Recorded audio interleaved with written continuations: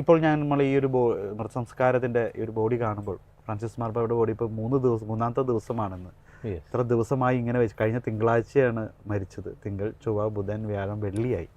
ഇത്ര ദിവസം ഇതിങ്ങനെ എന്തെങ്കിലും ചെയ്യുന്നുണ്ടോ? ബോഡിയിൽ ഇങ്ങനെ അഴുകാതിരിക്കുന്നു അല്ലെങ്കിൽ മറ്റ് കാര്യങ്ങളൊന്നും സംഭവിക്കുന്നില്ല? യെസ്, സാധാരണഗതിയിൽ ഈ റോം പോലുള്ള സ്ഥലത്ത് തണുപ്പൊക്കെ ഉള്ളത് കൊണ്ട് ബോഡി പല ദിവസങ്ങൾ അഴുകാതിരുന്നോളും. അപ്പോൾ ചിലപ്പോൾ അതുകൊണ്ട് തന്നെയാണ് ചില ഹോസ്പിറ്റലിൽ നിന്ന് മരിച്ചു കഴിഞ്ഞാൽ മരിച്ചു എന്നുള്ള റിപ്പോർട്ട് തന്നെ 3 ദിവസം കഴിഞ്ഞിട്ട് കൊടുക്കുകയുള്ളൂ. കാരണം ഈ തണുപ്പിൽ ഇങ്ങനെ ഇരുന്നിട്ട് ചിലപ്പോൾ ജീവൻ വെച്ച് പോരാം. അപ്പോൾ അതുകൊണ്ട് ഇങ്ങനെ ഇരുന്നുകൊണ്ട് അഴുത്ത് പോവില്ല. പിന്നെ എന്തെങ്കിലും ഒരു സാധ്യത തോന്നിയാൽ എംബാം ചെയ്ത സംഭവങ്ങളും ഉണ്ടായിട്ടുണ്ട് വത്തിക്കാനിൽ, അതുണ്ടായിട്ടുണ്ട്. അപ്പോൾ അത് വേറെ കുഴപ്പങ്ങളൊന്നും ഉണ്ടാവാനായിട്ട് സാധ്യതയില്ല.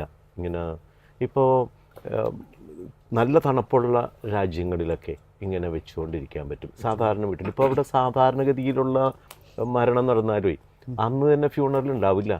ചിലപ്പോൾ 2, 3, 4, 5 ദിവസങ്ങൾ കഴിഞ്ഞിട്ടൊക്കെ ആയിരിക്കും. അപ്പോൾ അതിന് ബോഡിക്ക് അങ്ങനെ കേട് സംഭവിക്കില്ല എന്നുള്ളതാണ് അല്ലേ.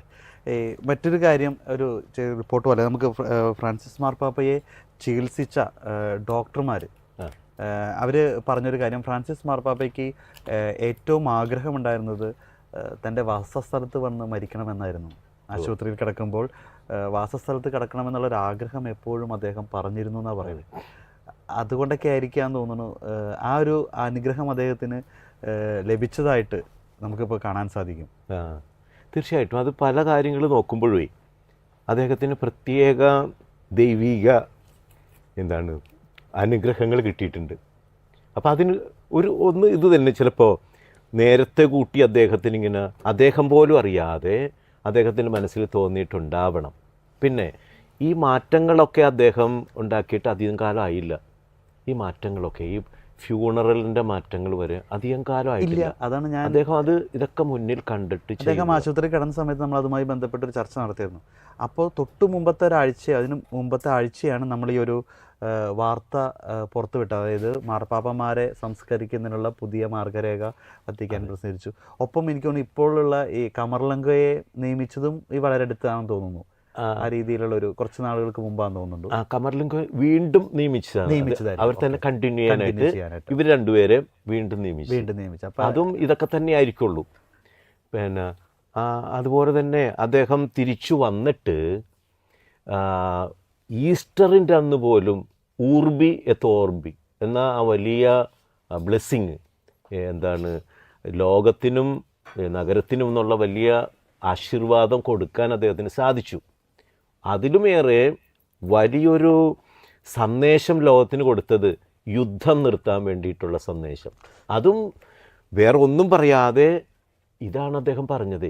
അപ്പം അങ്ങനെയുള്ള കുറേ ദൈവീകമായ കാര്യങ്ങൾ അദ്ദേഹത്തിൻ്റെ ജീവിതത്തിലേക്ക് വന്നിട്ടുണ്ട്. അത് അവസാന നിമിഷം പോലും ഈ ഊർബിയത്തോർബിയ ആശീർവാദം നമുക്ക് കിട്ടിയത് അത് നമ്മുടെ ഒരു ഭാഗ്യം എന്നല്ലേ പറയാൻ പറ്റും. തീർച്ചയായിട്ടും. കാരണം ഒരിക്കലും വത്തിക്കാൻ്റെ ഔദ്യോഗികമായിട്ടുള്ള പ്രസ് റിലീസ് അനുസരിച്ച് ഫ്രാൻസിസ് മാർപ്പാപ്പ വിശുദ്ധവാരത്തിലോ ഈസ്റ്ററിൻ്റെ ഒരു തിരുക്കർമ്മങ്ങളിലും പങ്കെടുക്കില്ല. അദ്ദേഹം തൻ്റെ റെസ്റ്റ് തുടരുമെന്നാണ് പറഞ്ഞിരുന്നത്. അതുകൊണ്ട് എങ്കിലും നമ്മൾ ഉള്ളിൽ പ്രതീക്ഷിച്ചിരുന്നു. ഇപ്പം ഞങ്ങളൊക്കെ നോക്കിയിരുന്നു മാർപ്പാപ്പ വരുമോ, അവസാന നിമിഷമെങ്കിലും വരുമോ എന്ന് ചിന്തിച്ച് ഒന്ന് നോക്കിയിരുന്നു. കാരണം അദ്ദേഹത്തിന് അത്രമാത്രം ഇഷ്ടം. കാരണം ആശുപത്രിയിൽ വെച്ച് പോലും ഈ പറഞ്ഞ ഏഞ്ചലസ് പ്രാർത്ഥനയ്ക്ക് അദ്ദേഹം വന്നിരുന്നതാണ്, ഒട്ടും വയ്യാതിരുന്നിട്ട് പോലും. അപ്പോൾ അത്രയും ജനങ്ങളോട് ഇഷ്ടമുള്ളതുകൊണ്ട് വരുമെന്ന് ചിന്തിച്ചു. അത് വന്നു. ആ ഒരു ആശീർവാദം കിട്ടി. ഒരു പൂർണ്ണ ദണ്ഡവിമോചനം ലഭിക്കുന്ന ആ ഒരു ആശീർവാദം ഫ്രാൻസിസ് മാർപ്പാപ്പയിൽ ലഭിക്കുന്നു. നേരത്തെ ജനങ്ങളെ ആശീർവദിക്കുന്നു. ശരിക്കും ഈശോയുടെ ഒരു കടന്നുപോകലിന് മുമ്പ് ഈശോ എല്ലാ കാര്യങ്ങളും ഒരുക്കി ശിഷ്യന്മാരേക്ക് ദൈവത്തിന് സമർപ്പിച്ച് അങ്ങനെ ഒരു ഭയങ്കര ഒരു ഒരുക്കത്തിലാണ് കടന്നുപോയത്. അതേപോലെ ഒരു കടന്നുപോകലായിട്ടാണ് നമുക്ക് മരണശേഷം പെട്ടെന്ന് ഞെട്ടലുളവാക്കിയെങ്കിലും ഇതൊക്കെ നോക്കുമ്പോൾ ഒരു വിശുദ്ധൻ തന്നെ ഒരു കടന്നു പോകുന്നു, അദ്ദേഹം മുൻകൂട്ടി അറിഞ്ഞു പോകുന്ന ഒരു തോന്നലാണ് ഉള്ളത്. അതെ, ഒരു ഇടയൻ്റെ ദൗത്യം പൂർണ്ണമായിട്ടും നിർവഹിച്ച് കടന്നുപോയി. അതല്ലെങ്കിൽ ഒരു ഇടയൻ ആടുകൾക്ക് വേണ്ടി കൊടുക്കുന്ന ഏറ്റവും വലിയ അനുഗ്രഹമാണ് ഊർബി എത്ത് ഓർബി. ഇത് കൊല്ലത്തിൽ 2 പ്രാവശ്യം ഉള്ളൂ ആകെ. അപ്പോൾ അത് കൊടുക്കാനായിട്ട് പാപ്പയ്ക്ക് സാധിച്ചു എന്നത് വലിയൊരു അനുഗ്രഹമാണ്. തീർച്ചയായിട്ടും ഞാൻ നേരത്തെ പറഞ്ഞ ഡോക്ടർ, അദ്ദേഹം സെർജിയോ അൽഫീരി എന്ന് പറയുന്ന ഡോക്ടറാണ്. അദ്ദേഹമാണ് ഫ്രാൻസിസ് മാർപ്പാപ്പയെ അവസാന നിമിഷങ്ങളിൽ ചികിത്സിച്ചത്, അതായത് റോമിലെ ജമലി ആശുപത്രിയിൽ. അപ്പോൾ അദ്ദേഹം പറയുന്നത് അദ്ദേഹത്തിൻ്റെ ഫ്രാൻസിസ് മാർപ്പാപ്പയുടെ ആഗ്രഹം എന്തായിരുന്നു അതുപോലെ തന്നെയായിരുന്നു അദ്ദേഹത്തിൻ്റെ വിയോഗം എന്നുള്ളത്. പലപ്പോഴും നമുക്കറിയാം, ആ ആശുപത്രിയിൽ 38 ദിവസം കടന്ന സമയത്ത് ഓരോ ദിവസത്തെ റിപ്പോർട്ട് വരുമ്പോഴും അതീവ ഗുരുതരം, ഒരുപക്ഷെ നാളെ രാവിലത്തേക്ക് പോകില്ല എന്ന രീതിയിലൊക്കെ റിപ്പോർട്ടുകൾ വന്നിരുന്നു. ഫ്രാൻസിസ് മാർപ്പാപ്പ ആശുപത്രിയിൽ നിന്ന് തിരിച്ചു വന്നതിന് ശേഷം അന്ന് മാധ്യമങ്ങളൊക്കെ പറഞ്ഞിരുന്നു, നമ്മളും പറഞ്ഞിരുന്നു, അതീവ ഗുരുതരാവസ്ഥ, 48 മണിക്കൂർ അല്ലെങ്കിൽ ഒന്നും പറയാൻ പറ്റാത്ത അവസ്ഥയിലേക്കൊക്കെ എത്തി എന്നുള്ളതൊക്കെ. പക്ഷേ എങ്കിലും പോകുന്നതിന് ശേഷം ഡോക്ടർമാർ പറഞ്ഞത് കൂടുതൽ നമ്മളെ അതിശയപ്പെടുത്തി. കാരണം ഫ്രാൻസിസ് മാർപ്പാപ്പ മരിച്ചു, ഇനി ചികിത്സിക്കേണ്ട എന്നൊരു ചിന്തയിലേക്ക്, അല്ലെങ്കിൽ ഇനി ചികിത്സ വേണ്ട എന്ന് തീരുമാനം അവർ എടുത്തിരുന്നു എന്ന് പറയുമ്പോൾ എത്രത്തോളം ഗുരുതരാവസ്ഥയിലായിരുന്നു ഫ്രാൻസിസ് മാർപ്പാപ്പ ആശുപത്രിയിൽ എന്നുള്ളത് നമുക്ക് അറിയാൻ പറ്റുമായിരുന്നു. അത്ര പോലും നമ്മൾ ചിന്തിച്ചിരുന്നില്ല. അവർ ചികിത്സിക്കുന്നു എന്ന് പറഞ്ഞു. പക്ഷേ ഡോക്ടർമാർ കൈയൊഴിഞ്ഞൊരു സമയം ഫ്രാൻസിസ് മാർപ്പാപ്പയ്ക്ക് ആശുപത്രിയിൽ വെച്ചുണ്ടായിരുന്നു എന്നുള്ളത് പിന്നീട് നമ്മൾ അറിഞ്ഞപ്പോൾ നമ്മളൊക്കെ വളരെയധികം അതിശയപ്പെടുത്തി. അത്രയും അവസ്ഥയിൽ നിന്ന് പോലും അദ്ദേഹം തിരിച്ചു വന്നത് അദ്ദേഹത്തിൻ്റെ ആഗ്രഹം പോലെ തന്നെ ഈ ഒരു സാന്താ മാർത്തയിൽ കിടന്ന്, അദ്ദേഹത്തിൻ്റെ മുറിയിൽ കിടന്ന് വിശ്വാസികളൊക്കെ അനുഗ്രഹിച്ച് വളരെ സന്തോഷത്തോടും സമാധാനത്തോടും കടന്നു പോകാനായിരുന്നു. എനിക്ക് തോന്നുന്നു ഇവർ ഫ്രാൻസിസ് മാർപ്പാപ്പയുടെ വിയോഗത്തെ തുടർന്ന് രാവിലെ 5:30 ഫ്രാൻസിസ് മാർപ്പാപ്പയുടെ സഹായി ഇദ്ദേഹത്തെ വിളിച്ചിരുന്നു. ഇങ്ങനെ ഫ്രാൻസിസ് മാർപ്പാപ്പ ഇതിൽ കിടക്കുകയാണ്. അപ്പോൾ അദ്ദേഹം ഫോൺ കോളിലെത്തിയ ശേഷം അദ്ദേഹം ഓടി വന്ന് കണ്ടത് ഫ്രാൻസിസ് മാർപ്പാപ്പ കണ്ണ് തുറന്ന് കിടക്കുന്നതായിട്ടാണ് കണ്ടത്. അപ്പോൾ ഫ്രാൻസിസ് മാർപ്പാപ്പ കണ്ണ് തുറന്ന് കിടക്കുന്നതായത് കണ്ടു. വിളിച്ചപ്പോഴോ അദ്ദേഹത്തിൻ്റെ പ്രതികരണമൊന്നും ഉണ്ടായിരുന്നില്ല. അങ്ങനെ ആശുപത്രിയിലെത്തിക്കാൻ അപ്പോൾ പറഞ്ഞപ്പോഴും അദ്ദേഹം ചെയ്തപ്പോൾ മരിച്ചിരുന്നു എന്നുള്ളത് വ്യക്തമായതിനു ശേഷം അതുകൊണ്ട് പിന്നെ പോയില്ല. അങ്ങനെയാണ് ഈ ഹൃദയാഘാതവും പക്ഷാഘാതവും സംബന്ധിച്ച് മരണം എന്നുള്ള റിപ്പോർട്ട് ആ ഡോക്ടർ ഇപ്പോൾ ആ ഒരു വെളിപ്പെടുത്തൽ പുറത്തുവിട്ടിരിക്കുകയാണ്. ഒരു വെളുപ്പിന് 5:30 കണ്ണൂർന്ന് കിടക്കുന്നതായിട്ട് കണ്ടു എന്നാണ്. അപ്പോൾ വളരെ ശാന്തമായി തലേ ദിവസത്തെ എല്ലാ കർമ്മങ്ങളും കഴിഞ്ഞ് ശാന്തമായി പോയി. ശരിക്കും വാസ്തവത്തിൽ അദ്ദേഹത്തിൻ്റെ ആ വലിയ ഇടയ ദൗത്യം ആണ് അത്. നമുക്ക് അദ്ദേഹത്തിൻ്റെ ജീവിതം നോക്കിക്കഴിഞ്ഞാലും അറിയാൻ പറ്റും. ആർക്കും ഒരു പ്രത്യേകത കൊടുക്കാതെ എല്ലാവർക്കും ഒരുപോലെയുള്ള കൺസിഡറേഷൻ കൊടുത്തിരുന്നു. ഇപ്പോൾ കത്തോലിക്ക സഭയിലെ റീത്തുകൾ നോക്കിയാൽ എല്ലാ റീത്തുകാർക്കും ഒരുപോലെ കൺസിഡറേഷൻ കൊടുത്ത്, വേണ്ടവർക്ക് കൂടുതൽ ശ്രദ്ധ കൊടുക്കേണ്ടവർക്ക് കൂടുതൽ ശ്രദ്ധ കൊടുത്താണ് അദ്ദേഹം കടന്നു പോകുന്നത്. അപ്പോൾ നമുക്ക് തന്നെ അറിയാം, ഈ ചിലപ്പോൾ നമ്മൾ ചോദിക്കും എത്ര റീത്തുണ്ടെന്ന് ചോദിച്ചാൽ നമ്മൊരു 3 റീത്തേ നമുക്കറിയാൻ പാടുള്ളൂ. തീർച്ചയായിട്ടും. അപ്പോൾ കത്തോലിക്ക സഭയിൽ 24 റീത്തുണ്ട്. ആ 24 റീത്തിൽ ഈ അച്ഛൻ നേരത്തെ പറഞ്ഞായിരിക്കും കേരളത്തിലുള്ള നമ്മുടെ അത്യാവശ്യം യുവജനങ്ങളോടോ പ്രായന്മാരോട് ചോദിച്ചാലും എത്ര റീത്തുണ്ട് കത്തോലിക്ക സഭയിൽ എന്ന് പറയും 3 എണ്ണം. ലത്തീൻ, സീറോ മലബാർ, മലങ്കര. അതിൽ കൂടുതലില്ല. അതാണ് കത്തോലിക്ക സഭ എന്ന് ചിന്തിക്കുന്ന കൂടുതൽ ആൾക്കാരും. അതെ. ഇപ്പം ശരിക്കും അതിൻ്റെ സ്ട്രിക്റ്റ് സെൻസിൽ പറയുമ്പോൾ ഇത് റീത്തുകളല്ല. ഇത് ശരിക്കും പറഞ്ഞാൽ സൂയി യൂറിസ് ചർച്ച് എന്നാണ് പറയുന്നത്. ആ സൂയി യൂറിസ് ചർച്ച് എന്ന് പറഞ്ഞാൽ അത് ഡിപ്പെൻഡൻ്റ് ആണ്, അതേസമയം തന്നെ ഇൻഡിപെൻഡൻ്റ് ആണ്. ഇങ്ങനെ രണ്ടും കൂടി കൂടിയതിനെയാണ് സൂയി യൂറിസ് എന്ന് പറയുന്നത്. നമുക്ക് ഇംഗ്ലീഷിലോ മലയാളത്തിലോ മറ്റൊരു ഭാഷയിലും അതിന് തുല്യമായൊരു പദമില്ല. ലത്തീനിൽ മാത്രമേ ഉള്ളൂ. അപ്പോൾ ലത്തീനിലെ ആ പദം സൂയി യൂറിസ് എന്ന് പറഞ്ഞാൽ അത് ഡിപ്പെൻഡൻ്റ് ആണ്, മാർപ്പാപ്പയെ ഡിപ്പെൻഡ് ചെയ്തുകൊണ്ടിരിക്കുന്ന സഭ. അതേസമയം തന്നെ അവർ ഇൻഡിപെൻഡൻറ്റുമാണ്. അങ്ങനെയുള്ള 23 റീത്തുകളുണ്ട്.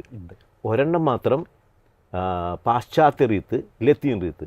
അതിന് ഒരു ഡിപ്പെൻഡൻ്റാണ് എന്ന് വെച്ച് കഴിഞ്ഞാൽ പാപ്പയാണ് തലവൻ. മറ്റ് റീത്തുകൾക്ക് 23 റീത്തുകൾക്കും പാപ്പ എന്ന ആ വലിയ തലവന് താഴെയായിട്ട് ഓരോ സൂയി യൂറിസ് ചർച്ചിനും അവരുടേതായ ഹെഡുണ്ട്. അപ്പോൾ അതിൻ്റേതായ കുറേ ഇൻഡിപെൻഡൻസ് ഉണ്ട്. അവർക്ക് തന്നെ അവരുടെ സിനഡിന് തീരുമാനിച്ചിട്ട് പാപ്പയുടെ അംഗീകാരത്തിന് വേണ്ടി അയച്ചാൽ മതി. അതേസമയം ലത്തീൻ റീത്തിന് അങ്ങനെയല്ല, എല്ലാം പാപ്പ തന്നെ ആയിരിക്കും. അവിടെയാണ് പാപ്പയുടെ 3 പ്രത്യേകതകൾ അറിയണത്. പാപ്പ ആഗോള സഭയുടെ തലവനാണ്, ലത്തീൻ സഭയുടെ തലവനാണ്, റോമിൻ്റെ മെത്രാനുമാണ്. അതൊരു വലിയ കാര്യമാണ്. അപ്പം അതുപോലെ തന്നെ പാപ്പ നമുക്കെല്ലാവർക്കും അറിയാവുന്നതാണ്, പാപ്പ പ്രസിഡൻ്റാണ്. അപ്പം അതുകൊണ്ടാണ് ഈ ശവസംസ്കാരമൊക്കെ നടക്കുമ്പോൾ ചില കാര്യങ്ങൾ ശ്രദ്ധിക്കേണ്ടി വരുന്നത്. കാരണം പ്രസിഡൻ്റ് എന്ന നിലക്ക് ചില കാര്യങ്ങൾക്ക് നോ പറയാൻ പറ്റില്ല. ഒരു രാഷ്ട്രത്തലവൻ എന്ന നിലക്ക് അദ്ദേഹത്തിന് കൊടുക്കേണ്ട എല്ലാ ബഹുമതിയും കൊടുക്കണം. എല്ലാ രാഷ്ട്രങ്ങളിൽ നിന്നും അതിൻ്റെ പ്രസിഡൻറ്റോ ആ റെപ്രസെൻറ്റേറ്റീവ്സൊക്കെ വരുന്നതാണ്. അപ്പോൾ അങ്ങനെ ഒരു പ്രത്യേകത കൂടി ഉണ്ട്. എന്നാൽ ജീവിച്ചിരുന്ന സമയത്ത് അതൊന്നും അദ്ദേഹം നോക്കിയിരുന്നില്ല. വളരെ ഫ്രീ ആയിട്ടാണ് എല്ലാവർക്കും എപ്പോൾ വേണമെങ്കിലും കാണാം, ഇറങ്ങിച്ചെല്ലും എല്ലാവരോടും. ഇപ്പോൾ കൊച്ചു കുട്ടികൾ വരെ നമ്മൾ കണ്ടില്ലേ, കൊച്ചുകുട്ടി തന്നെ ചാടി വടി കയറിയിട്ടും തൊപ്പി ഊരിയെടുക്കണേ. അതൊക്കെ വലിയ സന്തോഷത്തോടു കൂടി ആണ് അദ്ദേഹം എടുക്കുന്നതൊക്കെ എല്ലാ സമയത്തും. അതുപോലെ തന്നെ അദ്ദേഹം പരസ്യമായിട്ടുള്ള ഓഡിയൻസിന് പോകുമ്പോൾ കൊച്ചുരാങ്ങളെ കണ്ടാൽ എടുക്കുന്നു, മൊത്തം കൊടുക്കുന്നു. ഇതൊക്കെ അദ്ദേഹത്തിന് ജനങ്ങളോടുണ്ടായിരുന്ന അഗാധമായ ഇടയ സ്നേഹമാണ്. ഇടയൻ എന്ന നിലയ്ക്ക് ഈ കുട്ടികളെ എടുക്കുന്ന കാര്യം പറഞ്ഞപ്പോൾ എനിക്ക് തോന്നുന്നു കേരളത്തിൽ പോലും ഒരുപാട് കുടുംബങ്ങളുണ്ട് മാർപ്പാപ്പ എടുത്ത് അനുഗ്രഹിച്ച കുട്ടികൾ ജനറൽ ഓഡിയൻസിലേക്ക് പോകുമ്പോൾ. അതായത് അത് ഇപ്പോൾ ഈവൻ വത്തിക്കാനുള്ള മാർപ്പാപ്പ റോമിലെ കുട്ടികളെ അങ്ങനെ മാത്രമല്ല, ലോകം മുഴുവനുള്ള എല്ലാ കുഞ്ഞുങ്ങൾക്കും നമുക്ക് ഇതിനു മുമ്പ് നമ്മുടെ ലൈവിൽ വന്ന ഒരു ഫാമിലി, അവരുടെ 3 മക്കളെയും മാർപ്പാപ്പ എടുത്ത് അനുഗ്രഹിച്ചിട്ടുണ്ട്. ആ ഒരു ഭാഗ്യം അവർക്ക് കിട്ടിയിട്ടുണ്ട്. ഇന്ന് നമുക്ക് തത്സമയം ഒരു ഫാമിലി വരും, അവരും ഇതേപോലെ അവരുടെ 2 മക്കളെയും, അവർക്ക് പേഴ്സണലായിട്ട് മാർപ്പാപ്പയെ കാണാനുള്ള അനുഗ്രഹം ലഭിച്ചു, 2 മക്കളെയും മാർപ്പാപ്പ എടുത്ത് അനുഗ്രഹിച്ചു. അതിൻ്റെയൊക്കെ ദൃശ്യങ്ങളൊക്കെ അവർ നമുക്ക് അയച്ചു തരികയാണ് ഓരോരുത്തർ. അപ്പോൾ ഈ മാർപ്പാപ്പ ഈ കുട്ടികളെ അനുഗ്രഹിക്കുന്നത്, മാർപ്പാപ്പയുടെ കരസ്പർശം, മാർപ്പാപ്പ ഇതൊക്കെ ഒരു കുറച്ചൊന്നല്ല, എല്ലാ ലോകം മുഴുവൻ എല്ലാവർക്കും കിട്ടുന്നു എന്നുള്ളതാണ്. മാർപ്പാപ്പ എല്ലാവർക്കും അടുത്തായിരുന്നു, ഒരിക്കലും ഒരു അകലെയോ അല്ലെങ്കിൽ മുകളിലിരിക്കുന്ന ഒരു വ്യക്തി ആയിരുന്നില്ല. അതാണല്ലോ ഇപ്പോൾ ഈ ഒരു നമ്മുടെ ഈ ഒരു മൃതസംസ്കാരത്തിൻ്റെ ആ ഒരു ബോഡി കാണുമ്പോഴും താഴെയാണ്, ഞാൻ നിങ്ങളിലും താഴെയാണ് എന്നൊരു എനിക്കങ്ങനെ തോന്നിയത്. അതുപോലെ തന്നെ ഒരു ഡിസ്ക്രിമിനേഷൻ ഇല്ല. ഇതെൻ്റെ ആൾ, ഇതെൻ്റെ ആളല്ല എന്നൊരു ഡിസ്ക്രിമിനേഷൻ ഇല്ല. അദ്ദേഹം അർജൻറ്റീനക്കാരനാണ്, അർജൻറ്റീന പോയിട്ടില്ല. അതെ, കാരണം ഇപ്പോൾ ശരിക്കുള്ളൊരു ഇതനുസരിച്ച് ഇപ്പോൾ ഞാനൊരു മെത്രാനോ മാർപ്പാപ്പയൊക്കെ ആയിക്കഴിഞ്ഞാൽ ആദ്യമേ തന്നെ അവിടെ നാട്ടിൽ പോയി അംഗീകാരം വാങ്ങും. അദ്ദേഹത്തെ സംബന്ധിച്ചിടത്തോളം എല്ലാവരും ഒരുപോലെയാണ്. അത് എല്ലാവരോടും അതുപോലെ തന്നെ കാണിക്കുകയും ചെയ്തിട്ടുണ്ട്. അങ്ങനെ ഒരു വലിയ കാര്യവും കൂടി അദ്ദേഹത്തിനുണ്ട്. എനിക്ക് അതിൽ കൂടുതൽ മറ്റൊരു വിഷയത്തിൽ 9 മുസ്ലിം രാജ്യങ്ങൾ അദ്ദേഹം സന്ദർശിച്ചു. ഏറ്റവും കൂടുതൽ മുസ്ലിം രാജ്യങ്ങളിൽ പോയിട്ടുള്ള ഒരു മാർപ്പാപ്പയും കൂടിയാണ്. ആ ഒരു കമ്മ്യൂണിറ്റീനെ അദ്ദേഹം ഒരുപാട് കൊണ്ടുവരാൻ, ഇന്നലെ നമ്മുടെ റോയി കണ്ണഞ്ചിറച്ചൻ നമ്മളുമായി സംസാരിച്ചപ്പോൾ ഈ മുസ്ലിം തീവ്രവാദി അല്ലെങ്കിൽ അഭയാർത്ഥികളെ സ്വീകരിക്കുന്നതിൻ്റെ പേരിൽ ഒരുപാട് വിമർശനങ്ങൾ ഫ്രാൻസിസ് മാർപ്പാപ്പ ഏറ്റുവാങ്ങിയിട്ടുണ്ട്. ഈവൻ നമ്മുടെ ഈ കൊച്ചു കേരളത്തിൽ നിന്ന് പോലും ആളുകൾ ഫ്രാൻസിസ് മാർപ്പാപ്പയെ ചീത്തയും തെറിയും വിളിച്ചിട്ടുണ്ട്, ക്രൈസ്തവർ പോലും. എന്തിന് ഈ മുസ്ലിം അഭയാർത്ഥികളെ റോമിൽ സ്വീകരിക്കുക എന്നുള്ളത്. അപ്പോൾ പലപ്പോഴും എനിക്ക് തോന്നുന്നു, അപ്പോൾ ആ സമയത്ത് ഇപ്പോൾ റോയച്ചൻ പറഞ്ഞു വെച്ചാൽ ഒരു പക്ഷേ അവരെ കൂടി ഇപ്പോൾ അവർ ചെയ്യുന്ന ഒരുപാട് പ്രശ്നങ്ങൾ യൂറോപ്പിൽ ഉണ്ടാക്കിയെടുക്കുന്നുണ്ടെങ്കിൽ കൂടി അവരെയും കൂടി ഒരു മാനസാന്തരപ്പെടുത്തുക, അല്ലെങ്കിൽ അവരെയും കൂടി ദൈവത്തിലേക്ക്, അവരും ദൈവത്തിൻ്റെ മക്കളാണ്, തെറ്റുകാരാണെങ്കിൽ കൂടി അവരെ തിരികെ കൊണ്ടുവരുന്നൊരു ആ ഒരു ദൈവപിതാവിൻ്റെ ഒരു ചിന്തയായിരിക്കാം അദ്ദേഹത്തിനെ കൊണ്ടുവന്നത്. എന്നെ പിന്നീട് ചിന്തിപ്പിച്ച് അല്ലെങ്കിൽ ഒരുപക്ഷെ ചിരിപ്പിച്ചതായിരിക്കാം, എങ്ങനെയാണ് ഹമാസ് എന്ന് പറയുന്ന ഒരു തീവ്രവാദ സംഘടന. പക്ഷേ നമ്മൾ തീവ്രവാദ സംഘടന എന്ന് പറയുന്നു, മുസ്ലിം സഹോദരങ്ങൾ അവരുടെ ഒരു സായുധ സംഘങ്ങൾ അല്ലെങ്കിൽ ആ ഒരു രീതി പറയുന്നു. ഈ ഹമാസ് ഫ്രാൻസിസ് മാർപ്പാപ്പയുടെ മരണത്തിൽ അനുശോചനം അറിയിച്ചുകൊണ്ടുള്ളൊരു വാർത്ത വന്നിരുന്നു. അതൊരു പക്ഷേ അവർ പറഞ്ഞ സ്നേഹത്തിൻ്റെ ഒരു പക്ഷേ ഈ ഒരു യുദ്ധം അവസാനിപ്പിക്കാനായിട്ട് ഫ്രാൻസിസ് മാർപ്പാപ്പയുടെ ഒരു പ്രവർത്തനം അല്ലെങ്കിൽ പ്രവൃത്തി അവരെ പോലും കണ്ണ് തുറപ്പിച്ചു, അല്ലെങ്കിൽ അവരെ പോലും ഉള്ളിൽ ടച്ച് ചെയ്തു എന്നുള്ളതാണ്.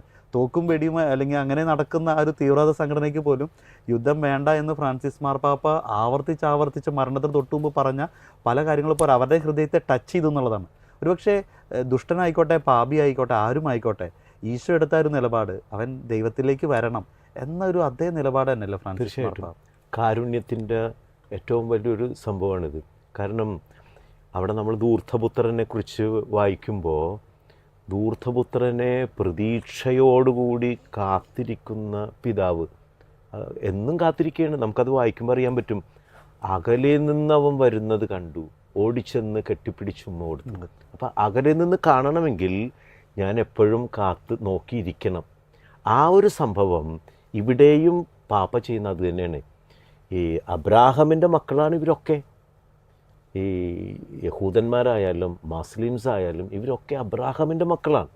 ഈ അബ്രാഹമിൻ്റെ മക്കൾ ഇവിടെ നിന്നും എന്തെങ്കിലും കാരണം കൊണ്ട് പിരിഞ്ഞു പോയെങ്കിൽ അവരും പ്രതീക്ഷിച്ച് കാത്തിരിക്കുകയാണ്. ആ ഒരു കാത്തിരിപ്പാണ് ഈ ധൂർത്തപുത്രൻ്റെ കഥ പോലെ ആ കാത്തിരിപ്പാണ് മാർപ്പാപ്പയ്ക്കുള്ളത്. ഇവിടെ നമ്മളെപ്പോലുള്ള കത്തോലിക്കരാണ് ചിലപ്പോൾ ഇടഞ്ഞു നിൽക്കുന്നത്.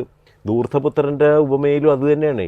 മൂത്ത പുത്രൻ അവൻ ഇത്രയും കാരുണ്യമൊക്കെ കാണിക്കണുണ്ടപ്പോൾ അവൻ ഇടഞ്ഞ് വീട്ടിൽ കയറിയില്ല. അപ്പോഴും അപ്പം പോയിട്ട് സാന്ത്വനിപ്പിച്ച് വീട്ടിലോട്ട് കയറ്റുകയാണ്. ഇപ്പം നമ്മളുടെ ജീവിതത്തിലും അങ്ങനെ തന്നെയാണ്. ഇങ്ങനെ എന്തെങ്കിലും കണ്ടു കഴിയുമ്പോൾ നമ്മൾ അതിനെ വിമർശിക്കും, നമുക്കല്ല കിട്ടേണ്ടതെന്ന് വിമർശിക്കും. അവിടെ അതിനും കൂടി പാപ്പ ഒരു ഉത്തരം തരുന്നതാണ്. എല്ലാവരോടും ഒരുപോലെ കാരുണ്യം കാണിക്കണം. എനിക്ക് തോന്നുന്നു ഇപ്പോഴും ഈ ഒരു അദ്ദേഹത്തിൻ്റെ ഒരു മരണസമയത്തും അങ്ങനെ ഒരുപാട് കേരളത്തിൽ നിന്ന് തന്നെ ഒരുപാട് പേര് അദ്ദേഹത്തെ മാർപ്പാപ്പയെ വളരെ മോശമായിട്ട്, അതായത് ഒരു അന്തിപ്രവാചകനാണ് അല്ലെങ്കിൽ ആ ഒരു തരത്തിലൊക്കെ വളരെ മോശമായിട്ട് പ്രതികരിച്ചവരുണ്ട്. നമ്മുടെയൊക്കെ യൂട്യൂബിൻ്റെ, ഞാനിത് ഇത്രയും പറഞ്ഞതെന്ന് വെച്ചാൽ നമ്മുടെയൊക്കെ യൂട്യൂബിൻ്റെ കമൻസിൽ വരുന്നതാണ്. പക്ഷേ ഇത്രയ്ക്കും വിശുദ്ധിയുള്ള ഒരു ഇത് ഇവർ ചിന്തിക്കേണ്ടത് ഇത്രയേ ഉള്ളൂ. അന്ന് ഈശോ ജീവിച്ചിരുന്ന സമയത്തും ഈ ഫരിസേയ മനോഭാവമുള്ളവർ ഇതേപോലെ ഈശോയെ പറഞ്ഞിട്ടില്ലേ, പാപിയാണ് അവൻ, ചുങ്കക്കാരാണ് ആക്കണം, ഇവനാണോ ഇത്. അതായത് ആ ഒരു ചിന്ത ഇന്നത്തെ കാലഘട്ടത്തിലുണ്ട്. അന്ന് നമ്മൾ ബൈബിൾ വായിച്ചിട്ട് നമ്മൾ പറയുന്നു ഈശോയെ ഫരിസേയർ അത് ചെയ്തു, ഭയങ്കര വിഷമമാണ്, ഈശോയെ അത് ചെയ്തു ഇത് ചെയ്തു എന്ന് പറഞ്ഞിട്ട് ഇന്നത്തെ കാലഘട്ടത്തിൽ ഈശോയുടെ മനോഭാവമുള്ള ഒരു വ്യക്തി നമ്മുടെ സഭയുടെ തലവനായി വന്നിട്ട് അദ്ദേഹത്തെ തിരിച്ചറിയാൻ കഴിഞ്ഞില്ല. അദ്ദേഹത്തിനെ ചെറി വിളിക്കുന്ന ഒരു കാലഘട്ടത്തിലേക്കൊക്കെ ഇന്ന് കാലഘട്ടത്തിൽ ജീവിച്ചിരിക്കട്ടെ. എനിക്ക് പലപ്പോഴും തോന്നുന്നു ഇപ്പോഴെങ്കിലും അന്ന് അങ്ങനെയുള്ളവരൊക്കെ ഒരു മാപ്പ് ചോദിക്കേണ്ടതാണ്. കാരണം ദൈവത്തിൻ്റെ മുമ്പിലെങ്കിലും അവർക്കൊരു നീതിയോടെ കിട്ടണമെങ്കിൽ ഈ ഫ്രാൻസിസ് മാർപ്പാപ്പയെ അത്രമാത്രം മോശമായി പറഞ്ഞ ആ ഒരു ചിന്തയിൽ അത് തിരിച്ചറിഞ്ഞൊരു മാപ്പ് ചോദിക്കേണ്ടതും കൂടിയാണ് അല്ലേ? അത് ഇക്കാലത്തൊക്കെ അത് ഉണ്ട്. എപ്പോഴും അത് എന്താണ്, മനുഷ്യൻ സ്വാർത്ഥനായിപ്പോയി. എല്ലാം നമുക്ക് തന്നെ വേണം, വേറൊരാൾക്ക് കൊടുക്കരുത്. ഇപ്പോൾ എന്താണ്, യേശു നമ്മുടെയാണ്, വേറെ ആർക്കും പോകരുത്. അല്ല, യേശു ലോകത്തിലെ എല്ലാവരെയും രക്ഷിക്കാനാണ് വന്നത്. ആ ഒരു തത്വമാണ്, അല്ലെങ്കിൽ ആ ഒരു കാര്യമാണ് പാപ്പയും എടുത്തിട്ടുള്ളത്. അപ്പം അതുകൊണ്ടാണ് പാപ്പ ഇത്രയും സാധാരണ മനുഷ്യരൊക്കെ പാപ്പയെ അംഗീകരിക്കുന്നത് കൊണ്ടാണ്. പിന്നെ ഈ അന്നുണ്ടായിരുന്ന ഫരീസയരെ പോലുള്ള ആളുകളെപ്പോഴും എതിർത്തേ പറയുള്ളേ. അതങ്ങനെ ലോകാവസാനം വരെ ഇതുണ്ടാവും, മാറ്റാനൊന്നും പറ്റില്ല. തീർച്ചയായിട്ടും ഇങ്ങനെ ഒരു മാർപ്പാപ്പയെ ഇനി നമുക്ക് കിട്ടുമെന്നുള്ളത് തന്നെ നമുക്കൊരു സംശയമാണ്. കാരണം പക്ഷേ ഉറപ്പാണ്, ദൈവം സഭയെ നയിക്കുന്നത് പരിശുദ്ധാത്മാവാണ്. നമുക്ക് പ്രതീക്ഷിക്കും. കാരണം പലപ്പോഴും സംഭവിക്കുന്നത് എന്താണെന്ന് വെച്ചാൽ ഈ നോട്ടർഡാം പോലുള്ള ആളുകൾ ചില പ്രവചനങ്ങൾ നടത്തിയിട്ടുണ്ടെന്ന് പറഞ്ഞുകൊണ്ടാണ് ഈ വന്നത്. അപ്പോൾ ഈ പാപ്പയുടെ ഇലക്ഷൻ സമയത്തും ഈ ഒരു പ്രവചനം എടുത്തിട്ട് ഇത് അന്ത്യക്രിസ്തു ആയിരിക്കും എന്ന് പറഞ്ഞ ആളുകളുണ്ട്. അപ്പോൾ പാപ്പയുടെ ആദ്യത്തെ പ്രവർത്തനങ്ങൾ തുടങ്ങിയ സമയത്തും ചിലർ പറഞ്ഞു, നോക്ക് ഇത് കണ്ട സഭയ്ക്ക് എതിരായിട്ട് പോണ്. ആമസോണിലെ മറ്റേ ഇവിടെ നടന്നിരുന്ന ആ ഒരു ഇതിൽ പച്ചമാമ എന്ന് പറയുന്ന ഒരു ആ ഒരു അവരുടെ അതുമായി ബന്ധപ്പെട്ട് എനിക്ക് തോന്നുന്നു ഇപ്പോഴും ഒരുപാട് അദ്ദേഹത്തിനെതിരെ ഇത് വരുന്നുണ്ട്. ആ ഒരു അന്ന് ഒരു വിഗ്രഹാരാധനയ്ക്ക് പ്രോത്സാഹനം നൽകി സഭയിൽ എന്നുള്ള തരത്തിലൊക്കെ അർത്ഥം മനസ്സിലാക്കാണ്ടുള്ള പ്രവർത്തനമാണ്. ഇപ്പം തന്നെ ഇനി അടുത്ത ഇലക്ഷൻ്റെ സമയത്തും ഇപ്പോഴത്തെ കോൺക്ലേവ് കൂടുമ്പോഴും നോക്കിക്കോ, ആളുകൾ പറയും നോട്ടർഡാമിൻ്റെ ആ പ്രവചനത്തെ എടുത്തിട്ട് പറയും, ഇനി വരാൻ പോണ ആൾ അന്ത്യക്രിസ്തുവാണ്, പീറ്റർ എന്നായിരിക്കും പേര് എന്നൊക്കെ പറഞ്ഞിങ്ങനെ വരും. അതിങ്ങനെ വന്നുകൊണ്ടേയിരിക്കും. പക്ഷേ സഭയെ നയിക്കുന്നത് യേശുവാണ്. അത് പത്രോസിൽ അടിസ്ഥാനമിട്ട് വളർന്നിട്ടുള്ളതാണ്. അതിനൊരു നാശം ഒരിക്കലും ഉണ്ടാവില്ല. ഈ അവസാനമായിട്ട് അച്ഛനൊരു കാര്യം ചോദിച്ചോട്ടെ, പോപ്പിൻ്റെ പട്ടം നമുക്ക് അച്ഛന് വൈദികൻ പട്ടം കിട്ടിയിട്ടുണ്ട്, ഒരു മെത്രാൻ പട്ടം, ആർച്ച് ബിഷപ്പ്. പോപ്പിൻ്റെ പട്ടത്തെക്കുറിച്ചൊന്ന്. ഓക്കെ, അത് വാസ്തവത്തിൽ പലർക്കുമുള്ള ഒരു ചോദ്യമാണ്. പലരും ചോദിച്ചിട്ടുണ്ട്. സഭയിൽ ഡീക്കൻ പട്ടമുണ്ട്, പുരോഹിത പട്ടമുണ്ട്, മെത്രാൻ പട്ടമുണ്ട്, പിന്നെ ഉള്ളതൊക്കെ എന്താണ് എന്ന് ചോദിക്കും. മാർപ്പാപ്പയ്ക്കൊരു പട്ടമുണ്ടോ എന്ന് ചോദിക്കും. വാസ്തവത്തിൽ മാർപ്പാപ്പയ്ക്ക് വേറെ പട്ടമില്ല. സഭയിലുള്ള പട്ടങ്ങൾ ഡീക്കൻ, പുരോഹിതൻ, മെത്രാൻ. ഈ മെത്രാനിൽ തന്നെ, മെത്രാൻ എന്ന് പറയുമ്പോൾ അപ്പോസ്തലന്മാരുടെ പിൻഗാമികളാണ്. അപ്പോൾ ഈ അപ്പോസ്തലന്മാരുടെ പിൻഗാമികളാണ് ഈ മെത്രാന്മാരെല്ലാം. ഈ മെത്രാന്മാരുടെ കൂട്ടായ്മയുടെ തലവനാണ്, പത്രോസിൻ്റെ സ്ഥാനത്ത് നിൽക്കുന്ന ആളാണ് മാർപ്പാപ്പ. അപ്പം അതുകൊണ്ട് അതിന് വേറൊരു പട്ടമില്ല. പാപ്പയ്ക്കുള്ള പട്ടം മെത്രാൻ പട്ടം തന്നെ. പിന്നെ ഈ കർദിനാളെന്ന് പറയുമ്പോൾ അതിനും പട്ടമില്ല, മെത്രാൻ പട്ടം തന്നെ. അവർക്ക് ഡിഗ്നിറ്റീസാണ്, കുറച്ച് ഉയർന്ന പദവി മാത്രമേ ഉള്ളൂ. അപ്പോൾ പട്ടം 3 തന്നെയുള്ളൂ. അതിലും നമുക്കറിയാവുന്നത് ഈ അപ്പസ്തോലിക പദവിയുള്ളവർ, അതായത് മെത്രാൻ പട്ടമുള്ളവർക്കാണ് കൗദാശിക അധികാരം പൂർണ്ണമായിട്ടും ഉള്ളത്. കുദാശകൾ പൂർണ്ണമായിട്ടും പരികർമ്മം ചെയ്യാൻ ഉള്ള അധികാരം ഇവർക്ക് മാത്രമേ ഉള്ളൂ. ഇവരുടെ സഹപ്രവർത്തകരായ വൈദികർക്ക് അതിൽ 2 ഒഴികെ ബാക്കിയെല്ലാം ചെയ്യാം, 5. ഇനി അവരുടെ പരികർമ്മികൾ ആയിട്ടുള്ള ഡീക്കന്മാർക്ക് 2 പരികർമ്മം ചെയ്യാം, മാമോദീസയും വിവാഹവും. അതിലും ചില വ്യത്യാസങ്ങളുള്ളത് ഈ പറയുന്ന സൂയി യൂറിസ് ചർച്ചസിൻ്റെ 23 സഭകൾ, 24-ാമത്തെ ലത്തീൻ 23 സഭകളിൽ ഈ കാര്യത്തിലും ഒരു ചെറിയ വ്യത്യാസമുണ്ട്. ഈ ഡീക്കന്മാർക്ക് 1 കുദാശ മാത്രമേ പരികർമ്മം ചെയ്യാനായിട്ട് പറ്റുള്ളൂ, മാമോദീസ മാത്രം.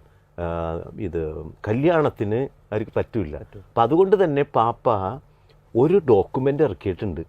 അങ്ങനെയുള്ള ഒരു സിറിയൻ ലാറ്റിൻ മിക്സഡ് ആയിട്ടുള്ള മാരേജ് വരുമ്പോൾ ഡീക്കന്മാരെ വെക്കാതെ അച്ഛൻ തന്നെ ചെയ്യണം എന്ന് പറഞ്ഞിട്ടുണ്ട്. കാരണം അവരുടെ കാനലോ അനുസരിച്ച് അത് ഇൻവാലിഡ് ആവും, അതേസമയം ലത്തീൻ കാനലോ അനുസരിച്ച് വാലിഡാണ്. അപ്പോൾ അത് ഇല്ലാതിരിക്കാനായിട്ട് ഒരു ഡോക്യുമെൻ്റ് അദ്ദേഹം ഇറക്കിയിട്ടുണ്ട്. അവിടെയും പാപ്പയുടെ മനസ്സുമൊക്കെ എല്ലാം ഒരുപോലെ കണ്ടിട്ടാണ് ചെയ്യുന്നത്. അതുപോലെ തന്നെയാണ് ഈ സ്ഥൈര്യലേപനം ലത്തീൻ സഭയിൽ മെത്രാന്മാർക്ക് മാത്രമേ അധികാരമുള്ളൂ. എന്നിരുന്നാലും മെത്രാന്മാർക്ക് അധികാരം താൽക്കാലികമായിട്ട് അച്ഛന്മാർക്ക് കൊടുക്കാം. എന്നാൽ മറ്റ് 23 റീത്തുകൾക്ക് സൂയി യൂറിസ് ചർച്ചസിന് അച്ഛന്മാർക്ക് കൊടുക്കാൻ പറ്റും ഈ സ്ഥൈര്യലേപനം എന്ന കുദാശ. അങ്ങനെ ചെറിയ ചെറിയ വ്യത്യാസങ്ങളുണ്ടെങ്കിലും സഭ എല്ലാം ഒരുപോലെയാണ്, ഈക്വൽ ഡിഗ്നിറ്റിയാണ്.